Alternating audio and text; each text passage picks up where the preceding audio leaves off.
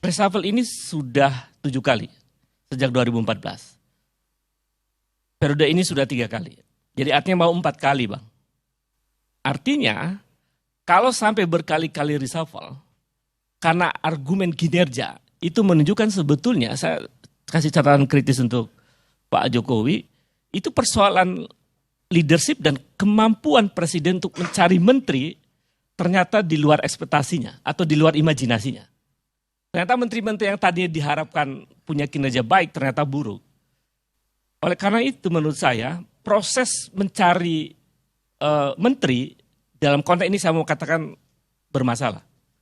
Karena bayangkan dalam 5 tahun itu hampir setiap tahun reshuffle gitu.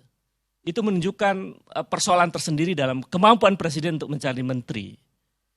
Kemudian yang lainnya saya kira yang ketiga bahwa kalau kemudian Bung Barus mengatakan bahwa Anies bukan antitesa misalnya, sementara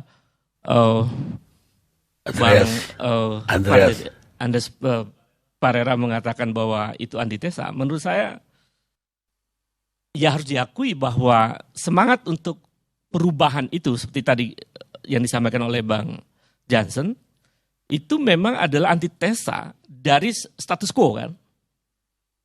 Tapi kalau kemudian apa yang dilakukan oleh Anies menurut saya, sebenarnya Anies itu tidak hanya antitesa, dia bahkan sintesa. Maka saya selalu sebutnya kalau kemudian koalisi perubahan itu justru konsisten dengan tema-tema perubahan ya.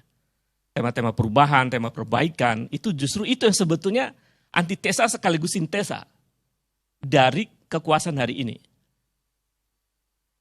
Hasil riset atau survei lembaga terkemuka yang tidak saya sebutkan, ternyata ini menarik. Jadi survei ini dilakukan kepada anak-anak muda, generasi milenial dan generasi Z, yang jumlahnya sekarang sudah menuju 60% calon pemilih untuk 2024. Itu ketika mereka ditanya pada sebelum pemilu sebelumnya, karakter seperti apa calon presiden yang diharapkan oleh anak-anak muda itu.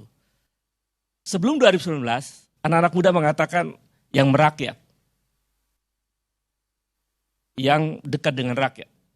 Tapi hari ini, beberapa pekan lalu lah surveinya, ternyata tidak itu lagi Bang. Yang dijawab oleh anak muda itu adalah kami ingin calon pemimpin yang memiliki integritas tinggi dan memiliki kejujuran yang tinggi. Integrity and honesty. Ini menurut saya ini pukulan telak. Ini antitesa dari harapan-harapan masa lalu yang kemudian ternyata mungkin anak-anak muda mengatakan tidak seperti yang mereka harapkan. Akhirnya justru ternyata kemudian anak muda mengatakan yang lebih penting untuk calon pemimpin masa depan adalah yang punya integritas dan kejujuran. Ini artinya juga pukulan telak. Mungkin anak-anak muda mau mengatakan bahwa ada persoalan integritas yang minim di lapisan elit kekuasaan. Dan ada persoalan kebohongan yang sering diproduksi oleh elit kekuasaan.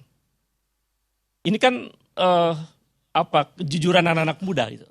Oleh karena itu menurut saya yang dipentingkan sebetulnya adalah bagaimana kemudian kita atau mungkin para politisi mencoba untuk menarik perdebatan itu pada persoalan gagasan di situ.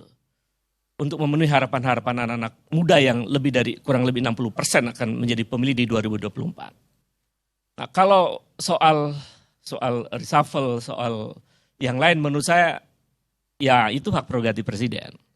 Tapi kalau kemudian hak prerogatif presiden ini kemudian ternyata dalam tanda petik ya, ada sedikit tekanan begitu. Ini unik Bang, karena pada reshuffle sebelumnya tidak ada suara partai yang semacam meminta kepada presiden untuk reshuffle. Tapi kali ini saya kaget juga, ada kader PDIP yang minta presiden untuk reshuffle gitu. Ini saya unik. Tafsir politiknya bisa saja sebenarnya PDIP mau mengatakan kami kecewa loh dengan presiden karena ternyata nggak cepat melakukan reshuffle. Ternyata kemudian misalnya presiden mau mengatakan bahwa mau reshuffle tapi kok bisa lambat gitu. Kemudian kekecewaan PDIP tentang Nasdem yang ternyata kemudian tanpa mungkin ya dugaannya tanpa kulonwun ke presiden untuk deklarasi Anies Baswedan. Saya tidak tahu apakah ada izin dari presiden sebelum deklarasi itu. Tapi data empirik yang menarik adalah Pak Surya Paloh bertemu Pak Luhut Binsar Panjaitan di London. Ini saya membacanya, ini bukan pertemuan biasa. Ini bukan pertemuan biasa. Jadi ada semacam faksi politik tertentu di lapisan istana yang kemudian mencoba untuk mengintervensi dinamika politik ini. Dan terakhir saya kemudian membaca